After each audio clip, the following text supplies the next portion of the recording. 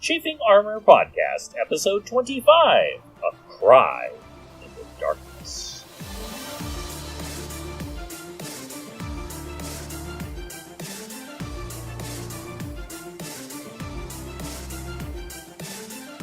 Welcome back to the Chafing Armor Podcast. I'm your host and lovable Dungeon Master, Michael Corley, and with me today is Dare.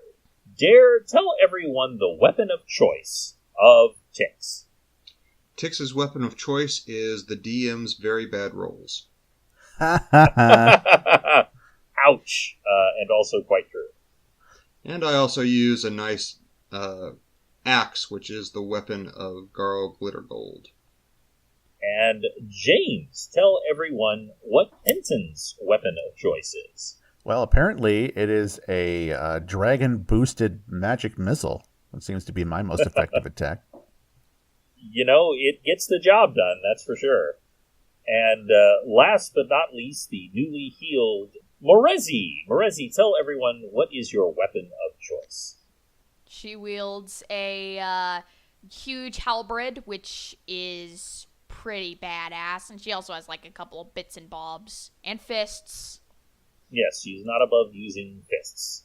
When we last left our compatriots, they had been separated from the shifter Osokai and had made their way onto the pirate ship. They had recovered the other half of the rod of Seraphim, and they had found dark magic at work. They had made their way by longboat towards an island that reportedly was one of the places that the pirates had discussed taking both halves of the rod. And that's when they heard a cry for help. What would y'all like to do? Where is it coming from? It is coming more or less directly ahead of you. You can't quite make it out yet because there's a lot of fog. Okay, but generally from land-ish. Oh yeah, it's definitely coming from the land. Oh. I want to get right in it. I cry back, "What's wrong?" Which is very eloquently put. You hear two things. One, you simply hear a higher pitched, "Oh!" And you think it is a woman's voice. And you also hear a rattling sound. The skeletons are taking her hostage. Or they're doing a dance on the shore. Let's save her. Either way. The bad dancing. That is really up to you because Morezi is at the oars. Let's row the boat. Or faster. You go not so gently down the stream as you streak past. Occasionally your oar smacks against the wet bodies that are floating in the water just inches below the surface, but none of them seem to react to you. As you come closer and closer to the island, you can see several forms as you break through the mist. The island, by the way, is your typical island with a large, wide, expansive beachfront with very quickly moving into a rocky, forested area. But this is on the beachfront, and you see a young woman wearing a torn, dirty white dress. She has just mousy brown hair covering most of her face, and she is down on the ground holding up her hands. I know you were kidding earlier, but there are 8 skeletons, and they are dancing around her. Good. They are absolutely dancing around her, and I want everyone in their mind to picture those 1930s animation of the skeletons doing their crazy dance. That is exactly what's... Yes, they are playing xylophone on the ribcage. They're exchanging heads. They're pulling off femurs and using them as drums on each other's heads. It would be delightful if it wasn't also horrifying. And I should mention, as they're doing it, they are slowly closing in on this woman. Hey, jolly guys. How about you stop freaking out this lady? Pick on someone your own skin amount. See? Yeah. Eloquent as always. Skin amount. Yeah. That's And I my start favorite. praying to Garl Glittergold to turn undead. Okay. By the way, when you do that, Morezi, all 8 of them, their heads swivel impossibly on their neck sockets and turn to face you. And then the bodies then turn around with them and begin to march towards you. But that's when Tix prays. You pray to Garl Glittergold, and you feel it. Yes, I want to see where you go with that. And I can turn 16 hit points of undead. Ah, gotcha. So what happens is 3 of the skeletons just they actually go into like bizarre jerky antics, and like their legs try to run from out of under them, and then the body follows and catches up with the legs. The head, kind of bounces around afterwards and jumps, and they begin making their way into the woods. Whereas the remaining skeletons, the remaining 5, begin to make their way towards y'all, and they are just beginning to splash in the water. You are now very, very close to land. You can jump out of the boat if you so desire, or you can keep rowing until you get completely to the shore. Being on the short side, I will wait till Morezi delivers us closer to the shore. Gotcha. Let's do it. I think everyone should roll for initiative. Do-do-do-do. 19 for Tix. Good for you. I got a 9 for Penton. 17. And what is your dexterity bonus? Who? Morezi. 2. Okay. And then... Gotcha. So, the 19, I apologize, that was Tix? Yes. Okay. So you go first. Excellent. And I'm going to set myself up to attack the closest skeleton with my axe. You pull out your axe. And that is a 19. Very nice. That definitely connects. By the way, these skeletons do not have any traditional weapons. They are all pulling out various bones, particularly their ribs, and using them as weapons as it comes to attack you. And what is your damage? My damage is 5. 5. So you smash into this skeleton, and its rib cage just shatters, but it is still coming towards you. And that brings us to Morezi. It's a bit of a shame that this won't actually be published in October, I don't think. Yes, but the listeners will know that we were recording this as we approach the witching hour. That's true, too. I guess I'll just force my, I'm just gonna take a swing with my halberd, see how many skeletons I can hit. I don't imagine they weigh very much, so probably take a couple out. Let's see that attack roll and see if my lofty ideas are true. Probably not, because that's another 3. Ouch. 3. Unfortunate, because even with your bonus, that will not do it. As you are trying to both undo your halberd from its holster on your back and disentangle from the oars, you just can't quite make it work, and so you swing wide as you try to attack these skeletons. And now it's the skeletons' turns. And so, Tix, you are very fortunate that the one attacking you got a 2. Good. And Morezi, 2 of them miss you, but one of them rolls a natural 20. Oh, lovely. You were actually very fortunate that it rolls very poorly with this natural 20, so you have taken 6 points of damage. As it just comes and it actually shatters its own rib cage, or not rib cage, but its rib bone, as it slams into the side of your neck. My neck? Gosh. Yes, yes, it is it's doing a big overhead swing very clumsily. So record 6 points of damage. You are no longer at pristine health. And there is one last one who rolls a 14 for you, Penton, but I do not believe that will defeat your armor, will it? That will not. So you are in good shape, and certainly we don't want Penton taking any more damage than he has to. No. And that will, in fact, bring it to you, Penton. Okay. I'm going to cast a magic missile, and I'm going to split them up because I've got 2 missiles now. Split one of them up between one on two different creatures. And just for clarification, are you going to attack the one that's already damaged or 2 undamaged ones? I'm going to hit one with the damaged one and one undamaged. So, and I won't be boosting. I'm just going to use regular missiles here. Gotcha. All right, and that is 2 4s, so 5 points each. 5 points each. So one of them actually shatters.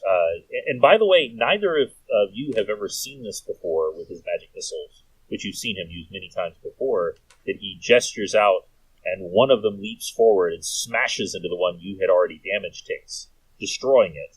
But the other one just snakes off on its own and cracks open the skull of one of the ones coming towards you. It's still coming towards you, but its head is now lolling to the side and its jaw has splashed into the shallow water.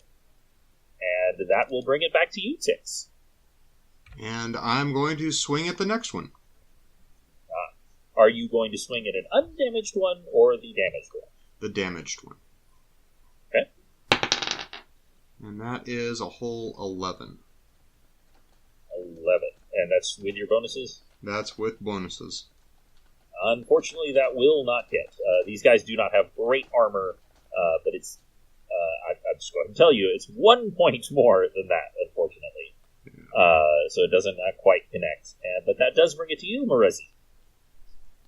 Yes. Let's fight some boys.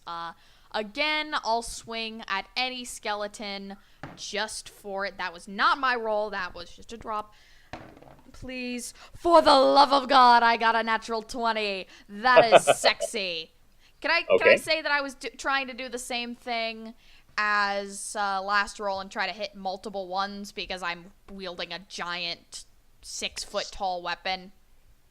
Well, unfortunately, hitting multiple targets is actually a special class of actions. Well, at least I'm going to absolutely destroy whatever skeleton I do hit. Well, let's roll that damage and see.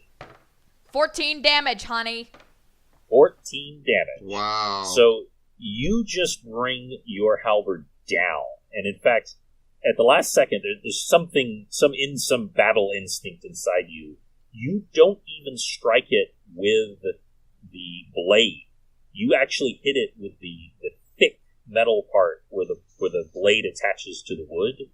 And just imagine it going straight down. And this skeleton just shatters as it goes directly through it. And the legs kind of wobble and do like a and then splash either way into the shallow water. And you utterly destroy that. There are now 3 skeletons left. One of them who has been damaged. And the damaged one is attacking you with a 15 Marezi. Is that going to hit? 15? Yes. Boy, it will not. And I'm guessing a 3 won't. And 1 is attacking Actually, you, it does. Ticks. Oh, that's weird. That's weird how that works. I know, it's funny. And 1 is attacking you also with a 15. Ticks. Is that going to penetrate your studded leather armor? No, it is not. I'm at an 18. Y'all are well armored, and they have only rolled so-so except for that natural 20. So that brings it to Penton. Okay, I'm going to take Tix's armor class is higher than mine. As is appropriate. All right, I'm going to take a swing at the damaged one with my quarterstaff. Okay. 15 plus 1 is 16. 16. That will definitely hit. All right. Let me do a d6 here. 4 points of damage. 4 points of damage. You just like literally knock one of its arms off, and like part of its body like partially collapses. It is almost useless, but the dark necromantic magic animating it is just kind of like limping towards you still, barely. Yeah. And that brings us back to Tix. And I'm going to swing at the damaged one. Okay. And that is a modified 21. Well, that definitely hits. And let's hear the damage, even though it only has 1 hit point left, so That it's going to take is it out 7 regardless. points of damage.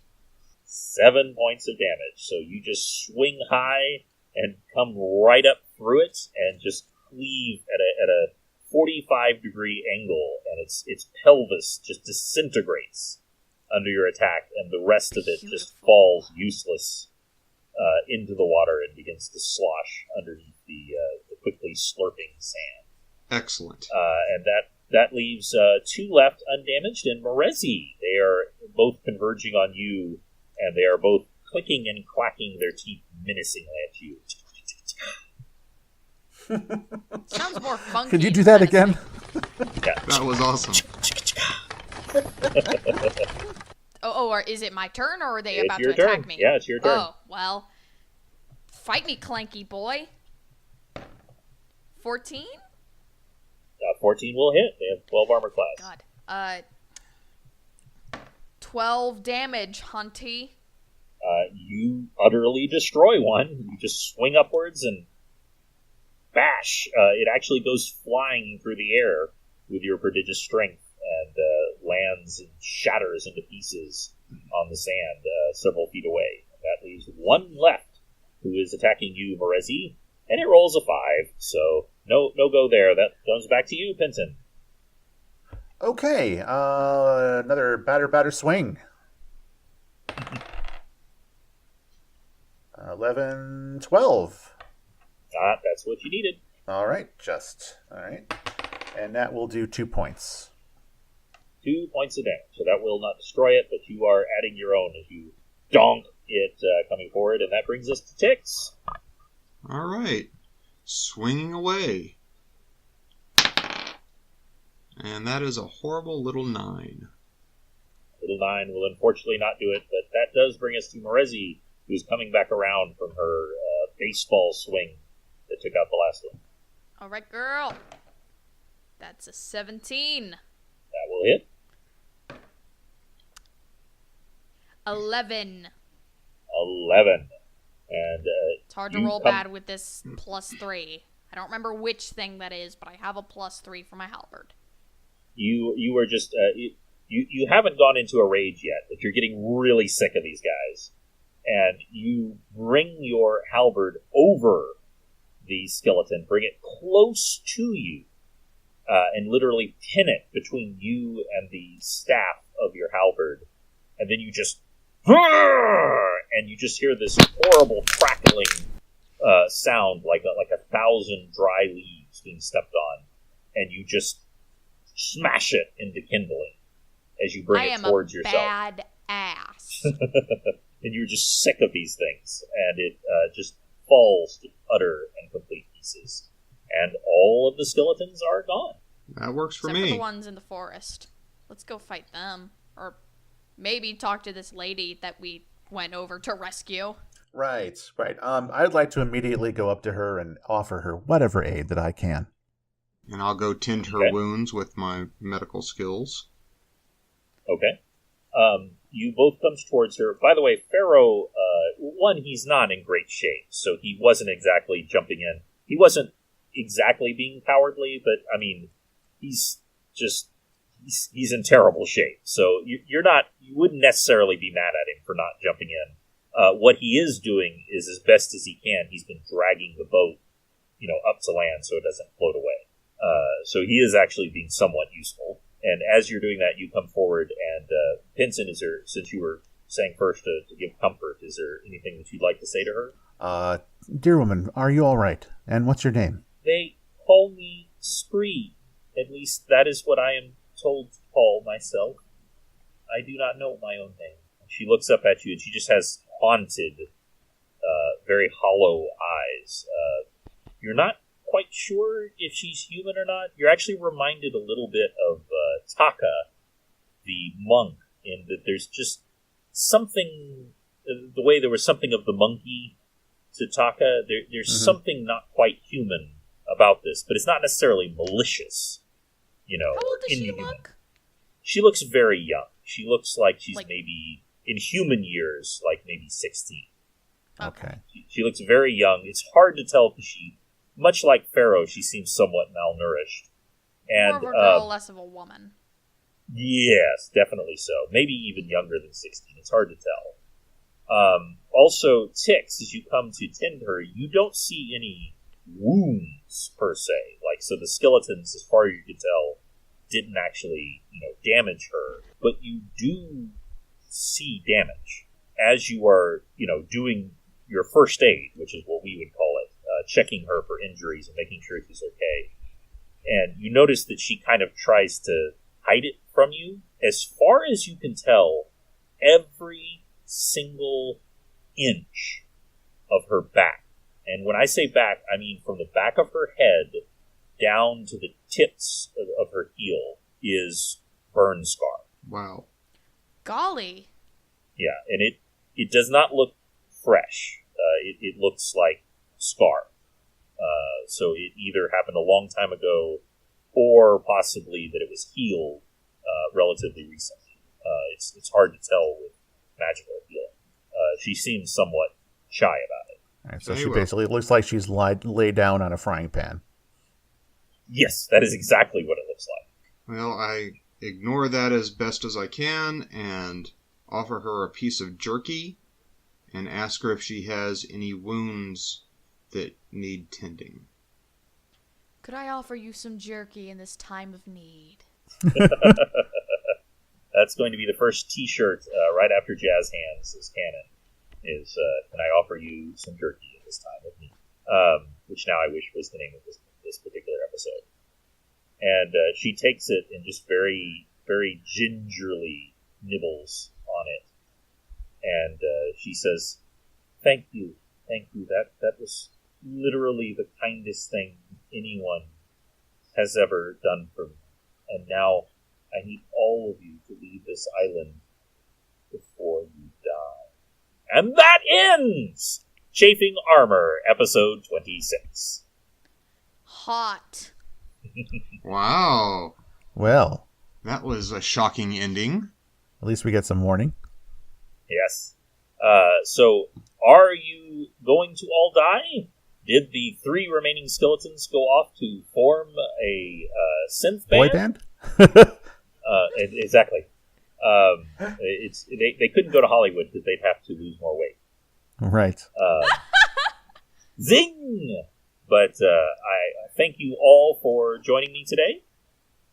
Sure. It was a pleasure. I didn't die. Once again. Once again. And Flipped off some dead things. You did. Like a boss. It's the only time you don't get in trouble for doing that. Thank you all, and we will roll with you soon.